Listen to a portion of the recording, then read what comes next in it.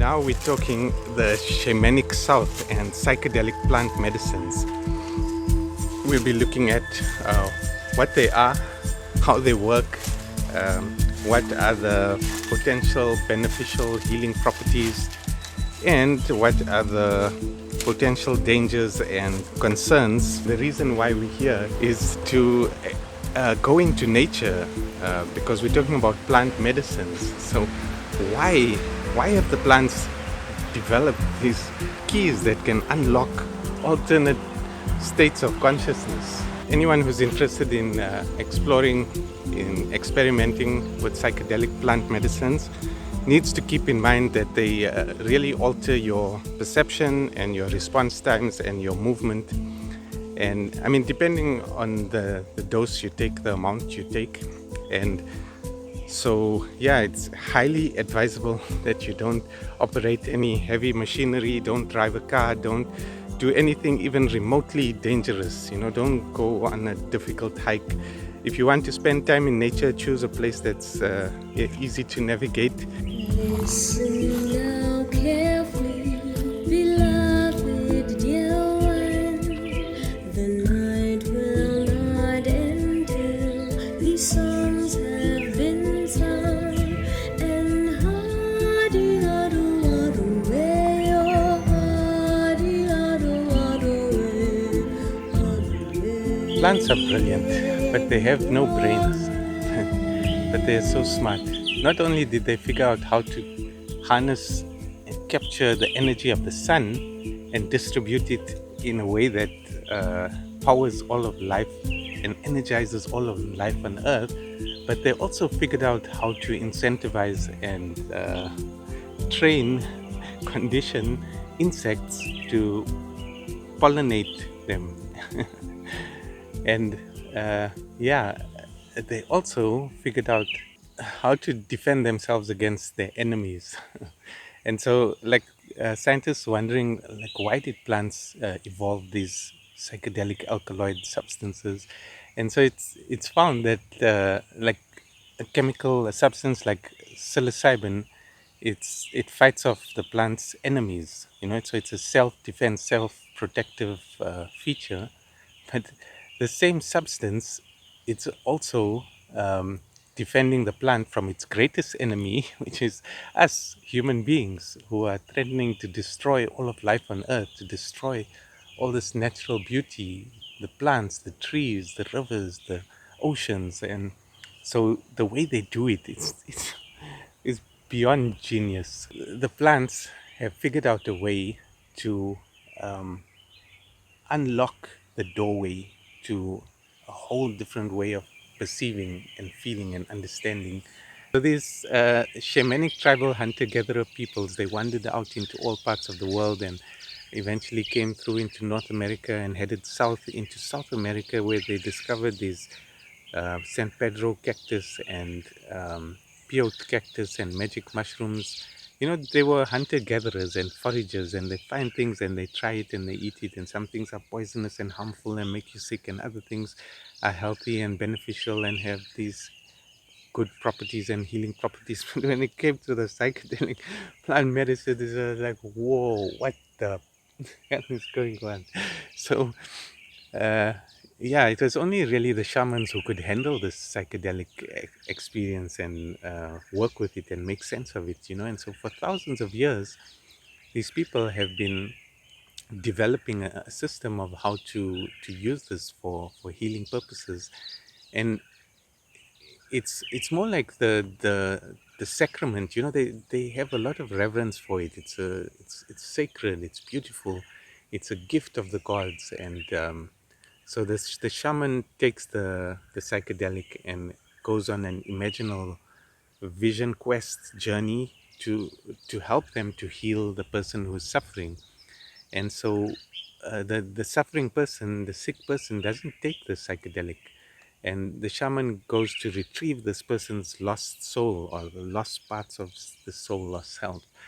And the shaman wears this headgear of this huge mantle of feathers, eagle feathers. The eagle is the highest soaring bird that's the closest to the heavens, And so there's a lot of beauty and symbolism to the ancient traditions and ways of working. The psychedelic plant medicine inspires music, and so music is created from that state. And then that music also holds the space and grounds the ceremony and facilitates the healing. And so each medicine has its own songs. And so, like, Ayahuasca hulkumanta taki taki muiki Chuya chuya y hampi kuini Miski ñuñu cuerpo chaita Chuya chuya y hampi kuini Miski ñuñu cuerpo chaita Chuya chuya y hampi kuini beautiful songs. Some of them are so quirky and playful, and some of them, the shaman shakes the shakers and or beats the drum or plays the guitar or whatever instruments are available and sings you into this realm, this other realm. So that's the traditional approach. But there's also a lot of beauty and power to science and neuropsychology and what it's revealing about how these substances work.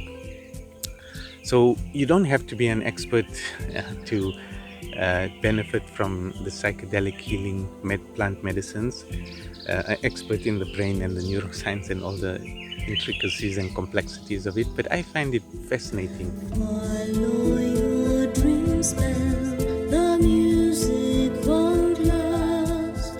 Forget all your worries, your future, your past. And hurry, away,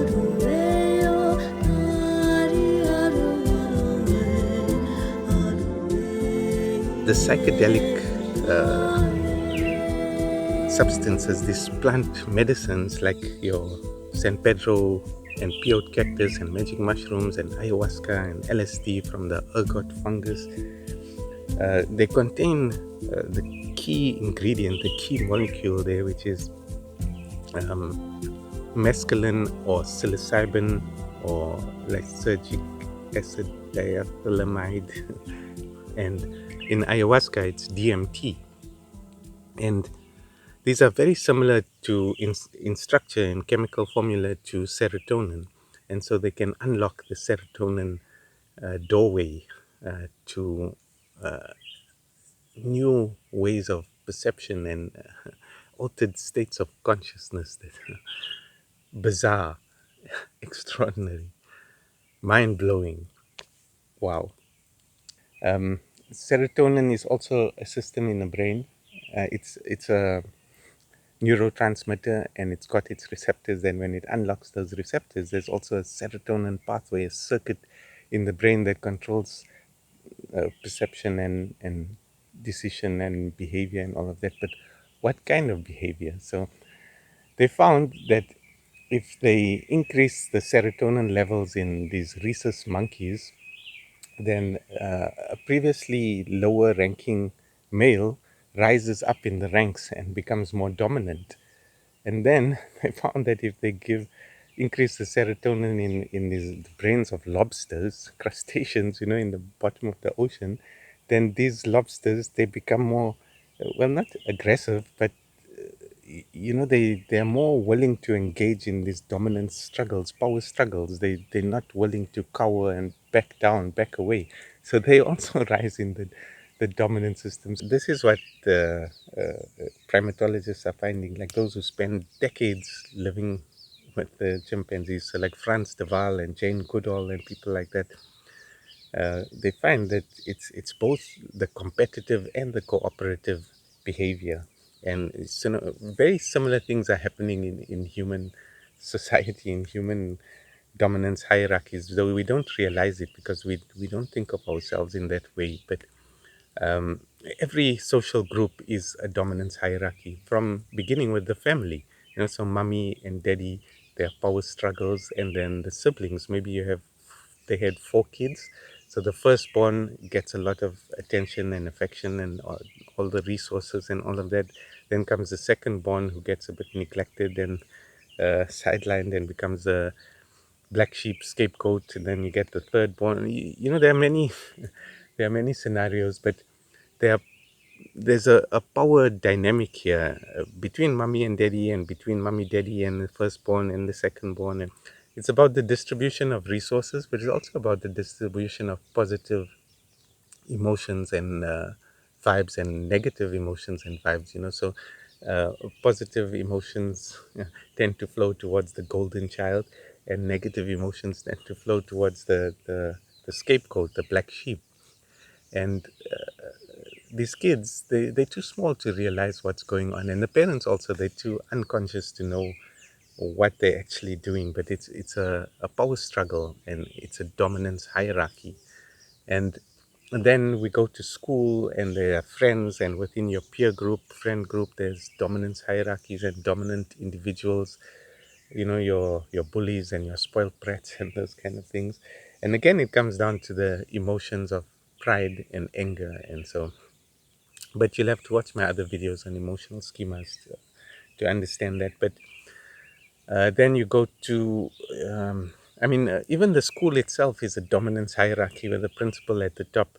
And how did the principal get to be there at the top? How did he get that position? And there's head of departments, and then there's teachers, and then there's the students below the teachers. And then after you eventually go through primary school and high school and university, and then you get a job, and now you're in a company, and the company has a CEO and a CFO and a board of directors, and they are directing everything. They have the power within the organization. And then there are associate directors, and then there are managers, senior managers, and then there are the workers, and everyone is trying to get, well, not everyone, but most are trying to get up to the top, because that's where all the money is, all the resources and the power, and the nice house and the nice car, and the beautiful wife, and sex, and good food and pleasure, and all of those things. And yeah, so how you function within a dominance hierarchy goes back to how you were raised and how you were treated, and the self-esteem and the personal power that you have within yourself, which is based on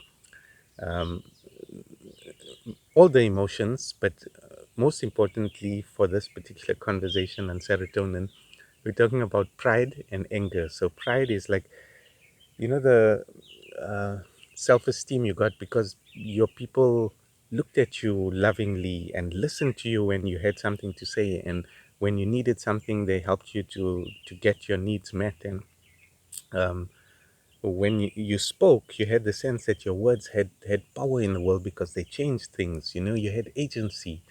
And yeah, so this can be taken to an excessive level where these parents gush over the child with this false adulation, and they put them on a pedestal and make them the center of attention. And you know these kids become haughty and arrogant and kind of superior to others, and they must be the center of attention always, and if they're not, then they throw a tantrum. So what is a tantrum? It's a child ramping up their anger to get what they want, and so they become aggressive, and they might even shout and scream and fight and hit and scratch and bite until they get what they want. And these parents, these permissive parents, they cater to that behavior, they reinforce that behavior. And yeah, but on the other scale, you get these children who are being criticized and humiliated and punished. And so, these kids, they don't develop a healthy sense of pride, they don't develop self-esteem and personal power. They are meek and submissive. So um, certain people rise in the dominance hierarchy, and certain people fall away in the dominance hierarchy. And yeah, so these emotions, how you use pride and anger, these become schemas, emotional schemas, habitual ways of feeling, and not regulating, not evaluating, and not really, or expressing, or over expressing, or under expressing that particular emotion. And so these schemas, from the right brain to the left brain, and these are constructs, social constructs, because they are interpersonal and behavioral, so emotional and social. And so what was I talking about? I was talking about chimpanzees and dominance hierarchies and all of that. So, yeah, that's how. That's a lot of these constructs are being modulated by serotonin, and so the serotonin system starts very deep in the lower regions of the reptilian and mammalian mind, and it reaches its tentacles all the way through the prefrontal cortex, but all parts of the cortex, because your whole brain is involved in all the social behavior, so it's not some minor thing. um, eh, all the time, as you're walking down the road, or so, you're constantly sizing other people up and comparing yourself to them, even though you're not aware of it. When it unlocks this system and deactivates all those constructs, then you're free from all of that, and you're free to explore who you are and what your consciousness is without all of that. So all that baggage from your childhood, from your youth, and from your uh, everything, all of that, you can just set it aside for a little while, and and figure out, who am I, what do I want, and what's important to me, and We fall and wonder, there's nothing to find. For the dance you are dancing is all in your mind. And hardy, hardy, hardy, hardy,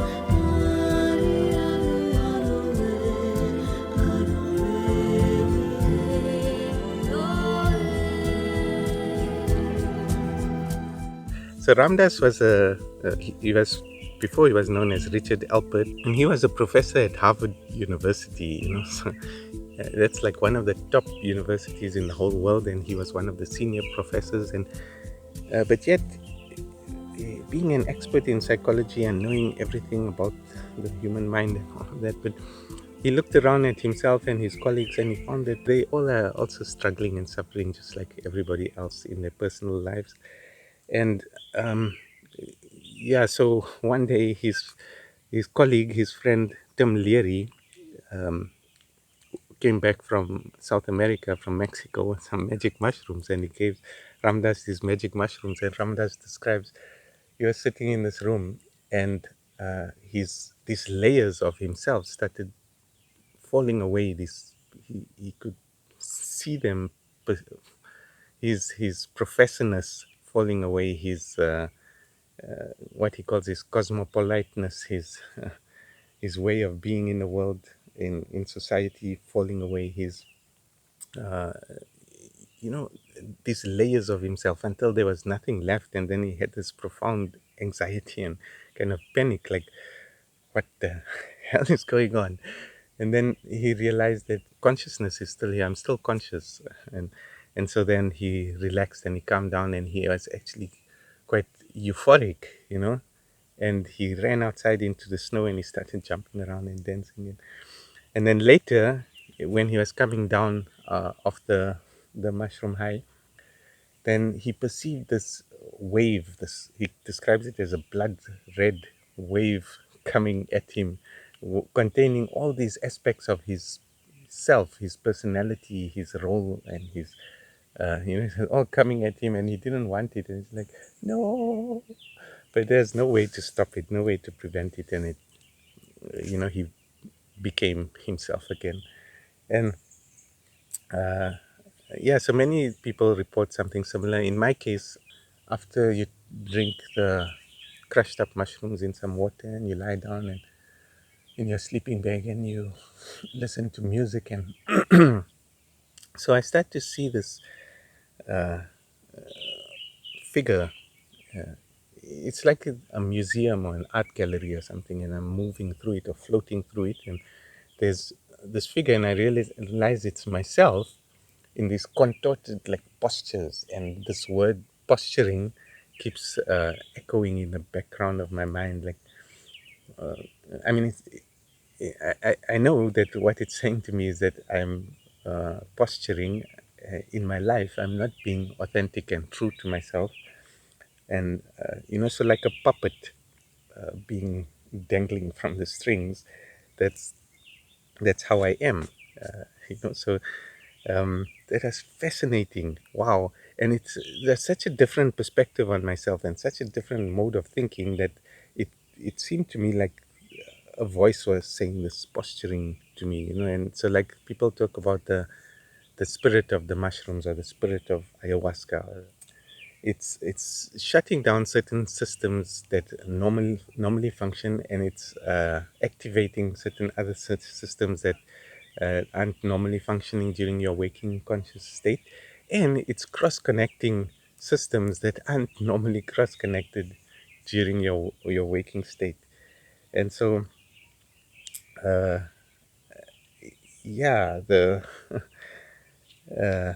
serotonin system, which is responsible for your social dominance behavior, but so much more than just that. There's a lot of aspects of your personality and behavior. All those constructs are bound up in this system. It's a way that you move from your right brain's intuitive awareness and perception to the left brain's logical linear models for reality and schemas. So the psychedelic plant medicine, it unlocks that doorway, and it dampens down the left brain's many of the left brain's functions, and so those models and those schemas go offline, and that's what you perceive as your ego falling away. So those are all your social constructs that are falling away. But there's this threshold, there's this liminal moment, where the high is coming on, where both those modes are active at the same time. And so this other new, tantalizing, fascinating new mode uh, is observing your normal default uh, way of thinking and being and all of that. And um, oh, wow. So like what I was thinking at that time, I'm thinking about this conversation I was having with these girls before the ceremony began, and going over what I said to them and what I should have said, and or what impression I made on them. And us socially anxious avoidant people, that's what we do. It's just like this automatic thinking based on certain core beliefs about ourselves, like this feeling of worthlessness and low self-esteem. In the thinking realm, it's like this constant fear of rejection and fear of saying the wrong thing, and like constantly revisiting and ruminating and regurgitating what just happened and what you just said. And you don't know that you're doing it because it's your default habitual way. It's automatic thinking. So now when this mushroom mode of consciousness comes online, and those social constructs are beginning to fall away, and so you get I had this awareness of that being like utterly absurd. Like, why are you stuck on that, you know and wow. But this I could recognize as like my own voice, like another part of me was looking at, observing, and critiquing what my default automatic thinking was doing. And this is such a powerful and useful a mode of self-awareness and self-perception. This is one of the most important features and functions of the ego dissolution. And I like that word dissolution. It's like the left brain thinks it has all these solutions, but actually it's got all these constructs that are actually causing us lots of problems.